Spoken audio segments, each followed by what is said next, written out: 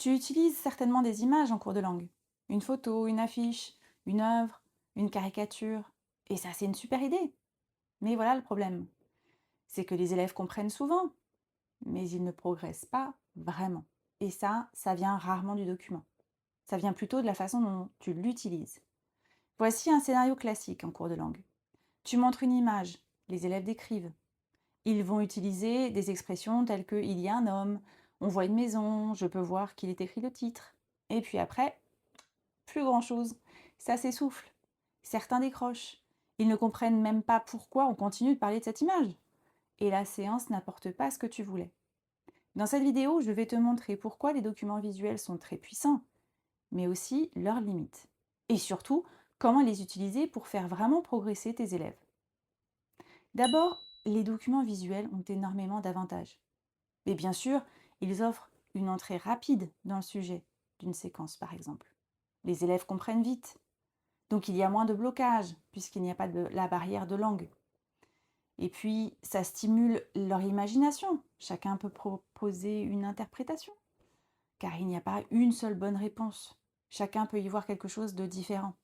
Résultat, tu as souvent plus d'engagement, plus de participation de la part des élèves.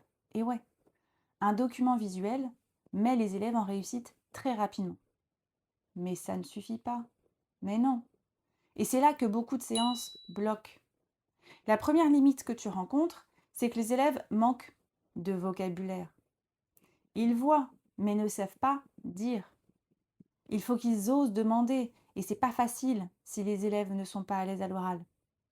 Deuxième limite, lors d'une analyse de documents iconographiques, c'est que l'interprétation, elle peut être très floue, surtout si l'image n'est pas figurative, ou si elle demande du contexte.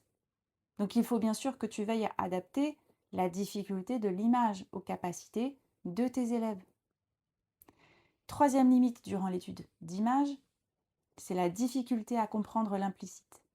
Là, je m'adresse surtout aux enseignants du lycée, car on ne s'attend pas à ce que des élèves de 5e puissent accéder à l'implicite, même pour la LVA qu'ils font depuis le CM1 pour certains. Tout ce qui est caricature, symbole, référence culturelle, il faut un certain bagage et des compétences avancées pour les comprendre. Et donc, je résume, comprendre une image ne veut pas dire savoir en parler.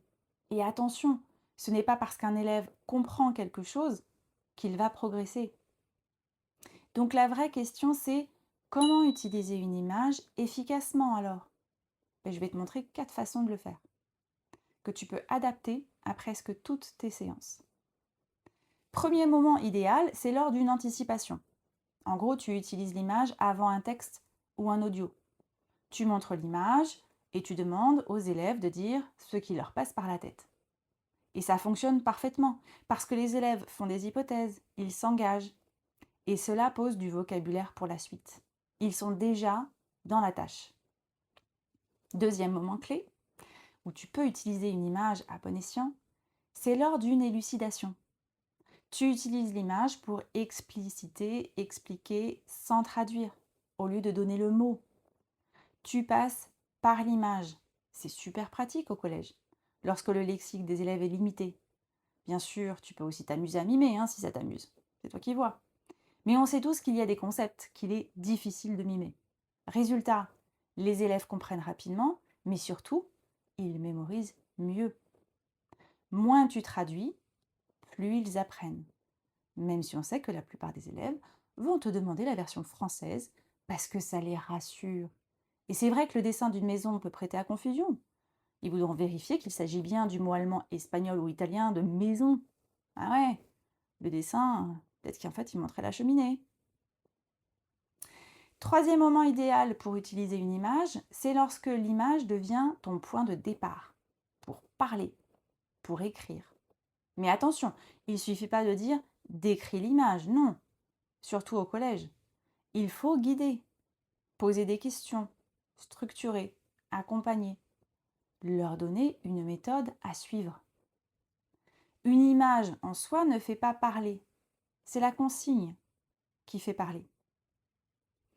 Et enfin, dernier moment idéal pour une image en cours de langue, c'est lorsque tu l'utilises pour revenir sur un apprentissage.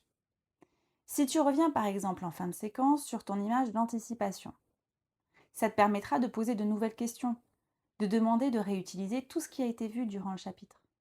Résultat, la maîtrise des élèves sera consolidée et cela les aidera à mémoriser. On n'apprend pas en une seule fois. Rappelle-toi, il faut apprendre en faisant des rappels, en travaillant en spirale. Et attention, c'est important de le dire, une image ne remplace pas tout.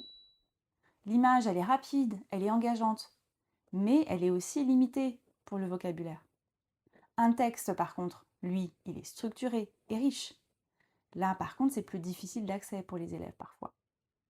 Et l'audio ou la vidéo, par contre, ça apporte de l'authenticité, ça a un accès rapide à l'implicite pour les élèves. Ils voient quand c'est une vidéo.